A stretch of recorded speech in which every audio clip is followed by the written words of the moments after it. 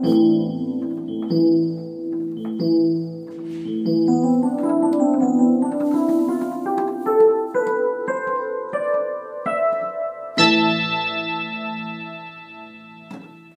in time.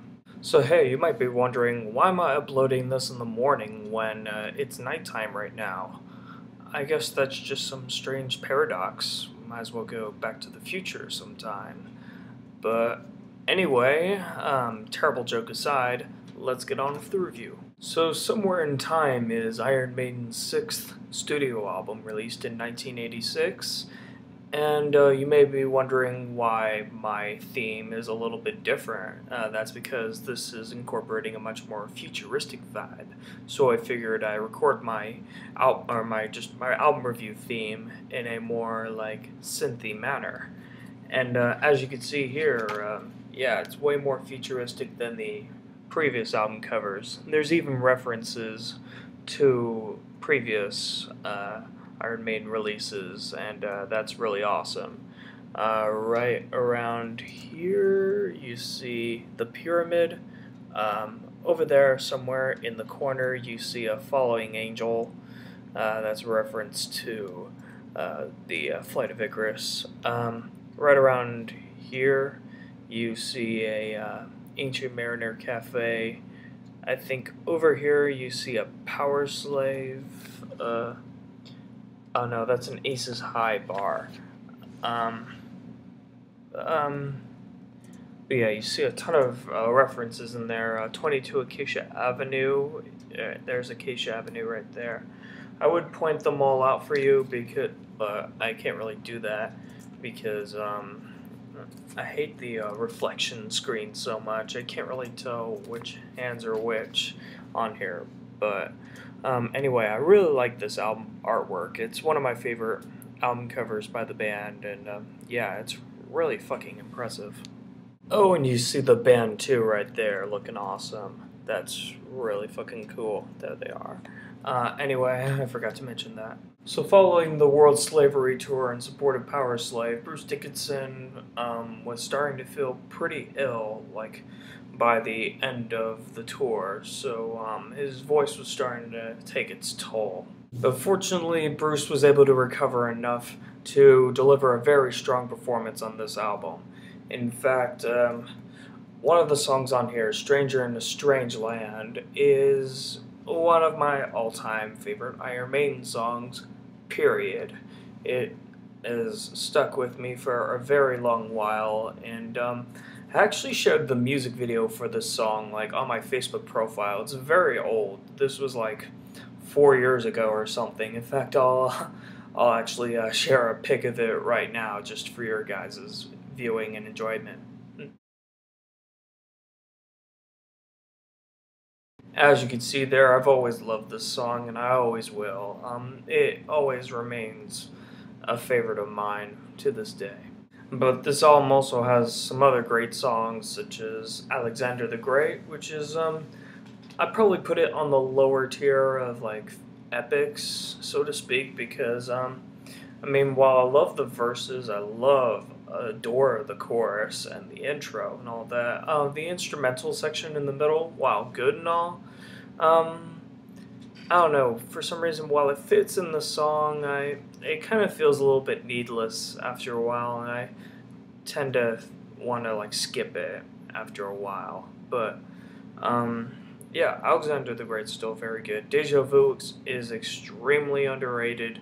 I also really like the Sea of Madness. That's another great one. Wasted Years is like the only song that they even bother to play off this album nowadays. Like, this entire album, except for Wasted Years, is extremely underrated. Yeah, like Wasted Years, I think it's the only song that the band members really give a shit about on this album, even though Stranger in a Strange Land, I think, is a much, much better single. I mean, I like Wasted Years. It's a good song, but I don't know. In comparison to Stranger in a Strange Land, it doesn't quite top it for me. So as you can see with the artwork, the name itself, the actual song titles, Heaven Can Wait, Loneliness, The Long Distance Runner, Wasted Years, Caught Somewhere in Time, Alexander the Great, Deja Vu, Stranger in a Strange Land, you can definitely tell that they're going for a more, almost a conceptual release. The band members say, oh no, it's not a conceptual release. If that's the case, then this is the closest I've ever seen an album get to a conceptual album about time, because almost every song deals with it either directly or indirectly in some regard, whether it be ancient history, time travel, the far distant future, you name it. It deals with something having to do with the passage of time. And because of this more futuristic vibe, they decided to use guitar and bass synthesizers for the first time. Something that fans either love or despise, really. Fans are pretty divided on the fact that the band was using synthesizers. Much like how some people may have been surprised that I was playing a synthy intro for my album review theme for this album in particular. Many people were surprised that Iron Maiden was using synthesizers for their songs here. But unlike the naysayers of this, I am actually in full support and advocation of the use of synthesizers here.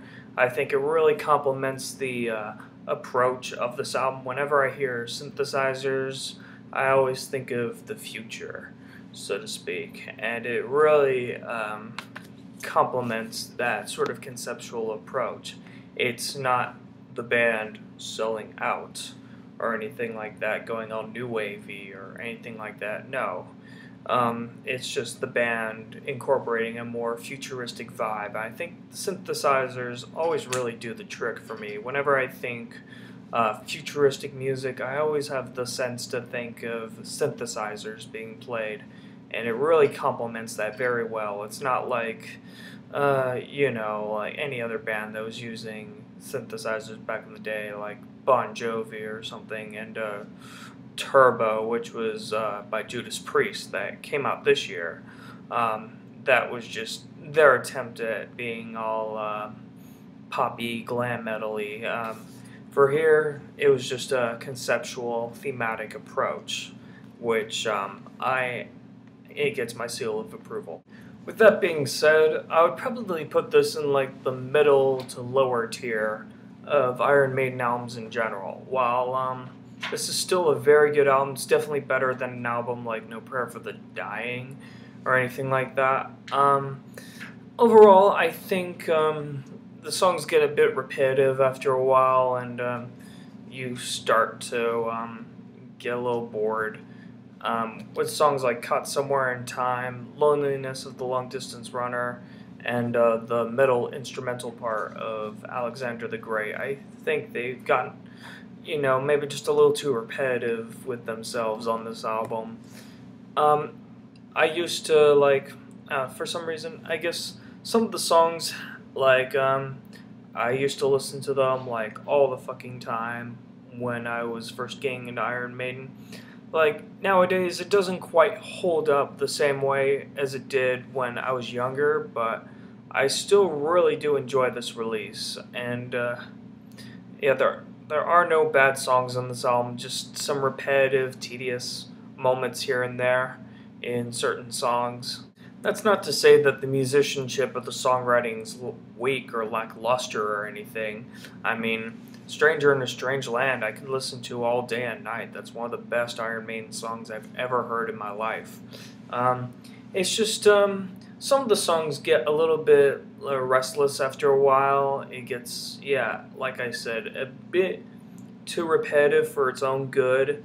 Some of the songs on here, some of the longer ones in general, feel a little too like they're making the same point over and over again for a couple of minutes, and that kind of takes away from the album's flow, I think.